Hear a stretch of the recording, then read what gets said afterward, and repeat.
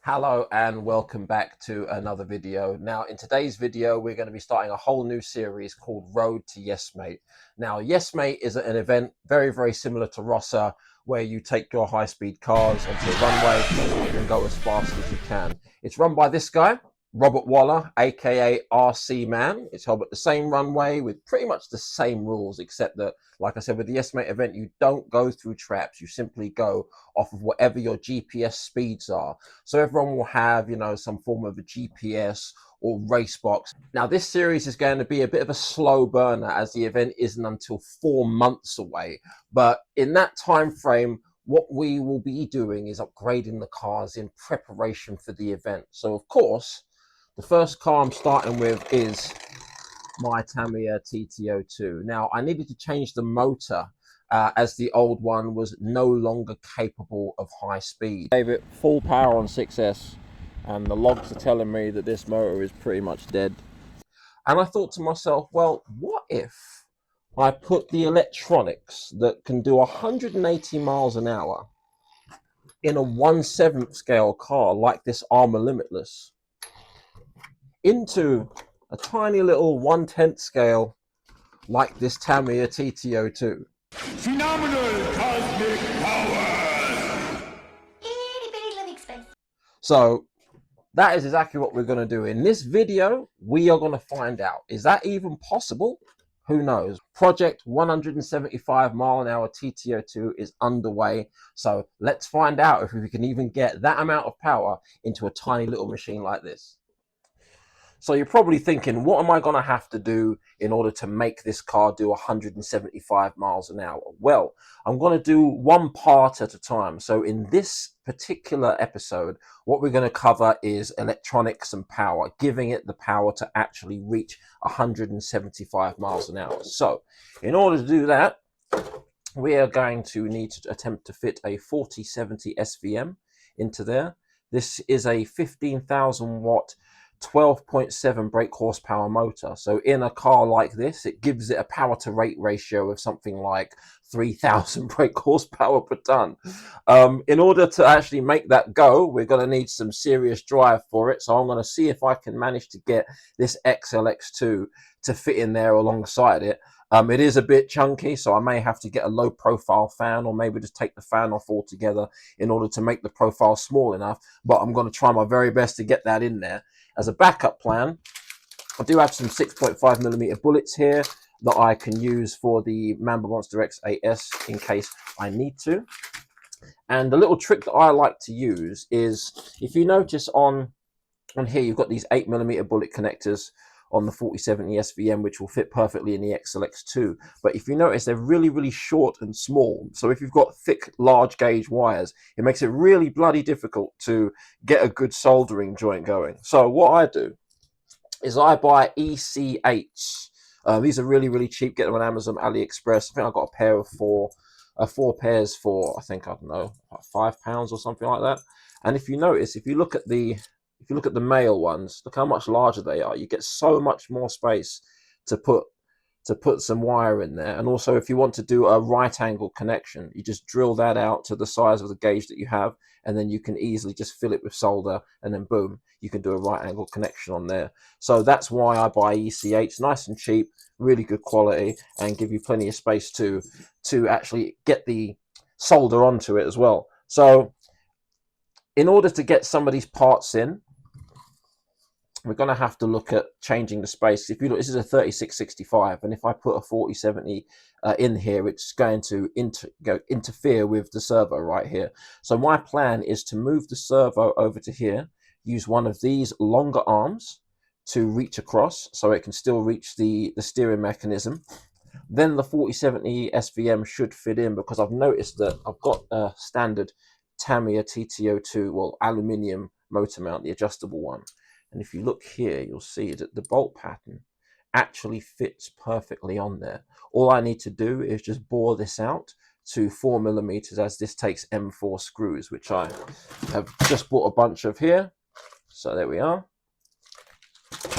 And that's how that's going to go. And then I'm going to see if I can get the XLX2 in there, if there's going to be any space. I may have to move the the receiver from here up onto the top plate somehow or somewhere, and then have the antennas coming straight out of the top of the car, and that should hopefully give me just enough space to fit the XLX2 in as well. So let's see how that all that turns out. So we're going to switch basically to like a time lapse / montage mode of me doing each step. So here we go. And just as I've recorded that, look what's just turned up in the post.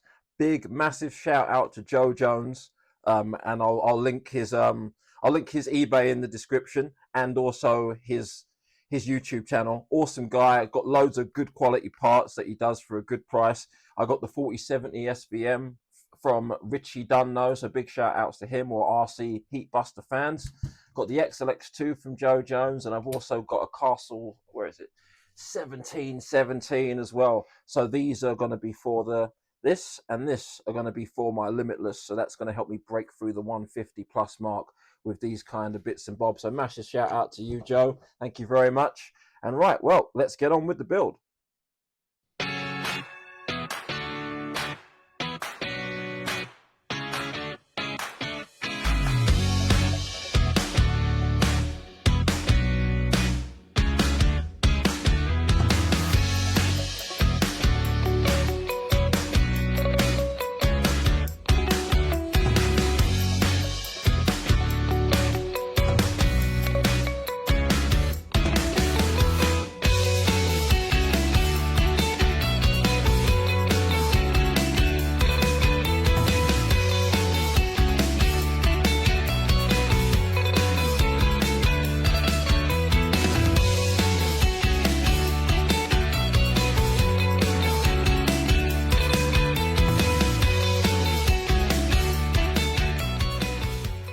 Right, sorry about that. My camera ran out of battery and also storage, so I had to stop it from there. But everything fits. I finished it all off camera, so you can see the XLX2 is in there.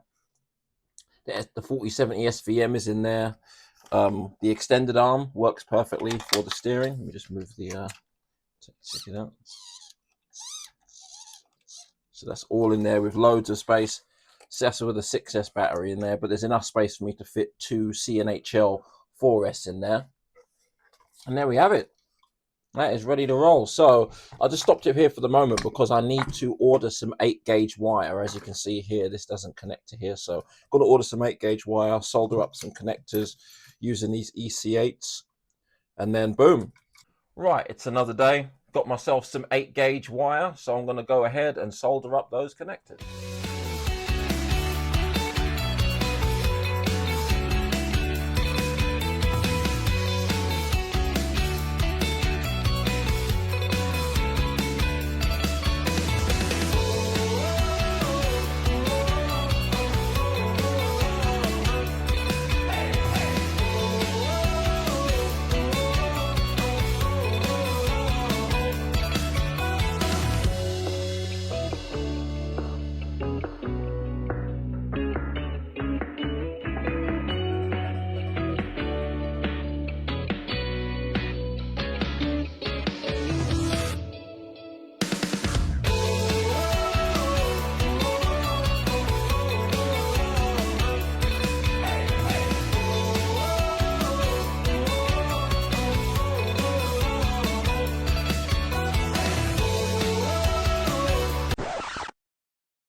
Okay, so my batteries ran out yet again while I was soldering. So did it all off camera, and this is about a week after now. And I've made a few extra changes. So let me just get the body off and show you.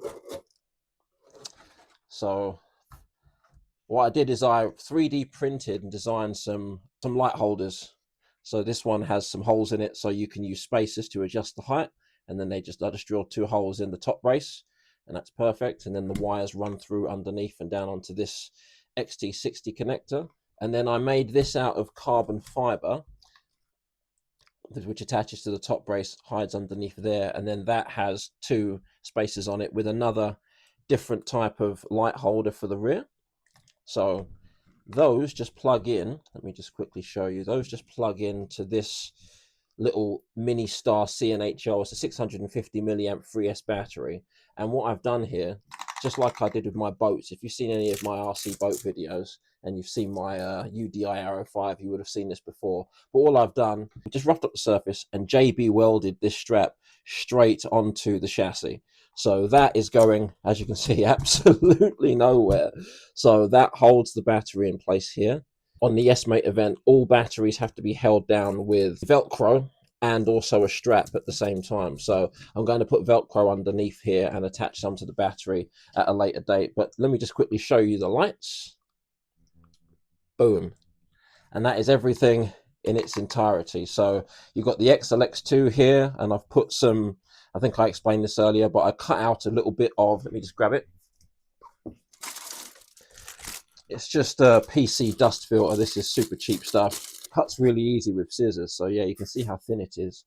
And this, I think it was like £5 for, well, I don't know, like 10 or 12 sheets. So that's what I used for that. And that made the XLX2 just 3mm shorter, which allowed the body to fit on. You've got the 4070 SVM 2240 kV 8S motor in here.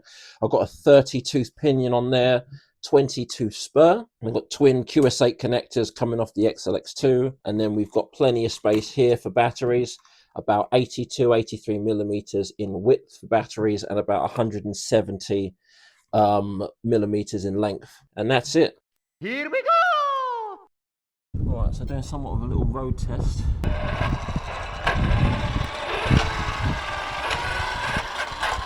And the steering rate is up, just so I can turn around because it has no reverse.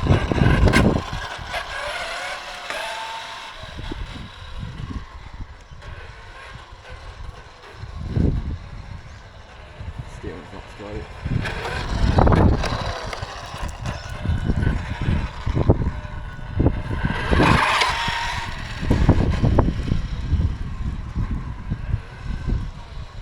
There we go, 8S TT-02, almost ready to roll.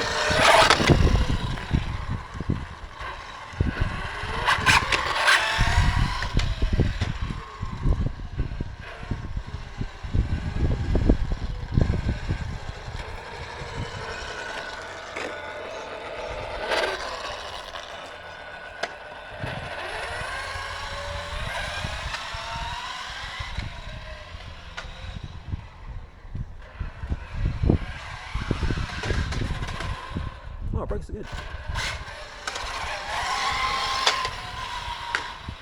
Definitely need to adjust the ride height as well. But right now it's set for the runway, so pretty low. Looking at that scraping away.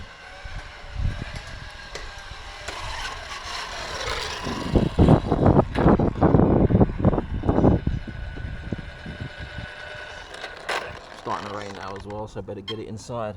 Right, so that's it for part one of this video. The power is all in there and everything is working as it should. So in part two, look forward to that, because in order to take this kind of power, we're going to have to take a look at the drivetrain. So I'm going to be adding all brand new shafts. All these are steel shafts, new steel diffs, full ceramic bearings. We're going to lock out the rear suspension using some solid links. Finally, we've got these 42 Shore King Corelli attacks. These are the hardest compound that they do. It's less likely to go bang on you when you're really putting some RPM into them. So look forward to that in part two. If you're not subscribed and you're enjoying this video, please, of course, consider subscribing. It massively helps the channel. And take care, and I'll see you in the next video. Thanks a lot. Bye-bye.